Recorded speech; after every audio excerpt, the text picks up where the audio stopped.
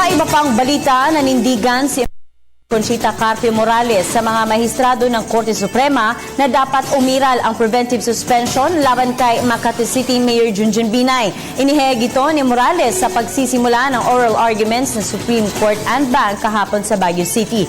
Ang kabuuang ulat mula naman sa aming kasamang si Jonathan Llanes ng PTV Baguio.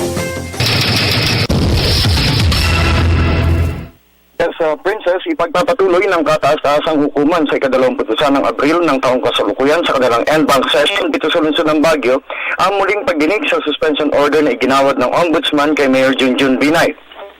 Sa isinagawang oral argument kahapon, inalam ni Supreme Court Senior Associate Justice Antonio Carpio sa kanilang summer session kung hanggang saan ang sakop ng suspension order na pinalabas ng Ombudsman sa nasabing punong ehekutibo. Partikular na inalam ng kataas-taasang hukom kung saklaw ng kautusan ang administratibo at kriminal na aspeto ng reklamo laban sa punong ehekutibo. Sa isinagawang oral argument, sinabi ni Carpio na batay sa kasalukuyang jurisprudence kung nakabasa ang petisyon sa resolusyon ng Ombudsman sa aspetong pang-administratibo, kinakailang questionin ito sa Court of Appeals sa ilalim ng Rule 43 ng Rules of Court. Nagkaganon man kung nakasentro ang petisyon sa kriminal na aspeto, kinakailangang ipila ito sa Korte Suprema.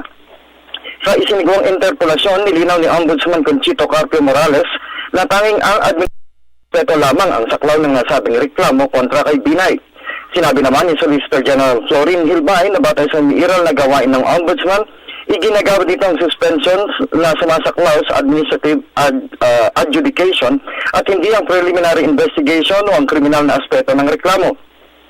Ipinunto naman ni Carpio na batay sa jurisprudence sa kasong Ombudsman versus Cordova na kung saan ponente ng nasabing desisyon si Morales nung bahagi pa ito ng mga maestrado, nakasaad dito na maaaring igawad ang suspension order sa kriminal na aspeto nito o habang isinasagawa ang preliminary investigation.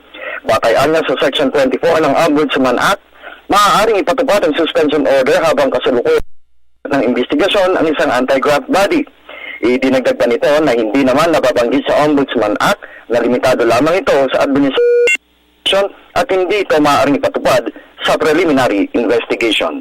Mula sa lungsod ng Baguio para sa Telebisyon ng Bayan, Jonathan Llanes.